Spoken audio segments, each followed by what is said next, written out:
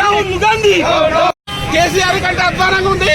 నిరసన తెలిపే అవకాశం కూడా ఇయ్యని ఈ పోలీసులను అడ్డు పెట్టుకొని చేస్తున్న ఈ రేవంత్ రెడ్డి రాహుల్ గాంధీ మీద భారతీయ ప్రజలు తప్పకుండా వీళ్ళను వెలివేస్తారు. దేశాన్ని భారతీయ జనతా పార్టీ రాహుల్ గాంధీ మాట్లాడినా కూడా వివాదాస్పద వాక్యాలు కాబోతా ఉన్నాయి. ఈరోజు తెలుగు భాషను కూడా ఆయన ఈ రకంగా మాట్లాడడం ఎంతో తెలుగు రాష్ట్ర ప్రజలు ఒకసారి ఆలోచించాలి.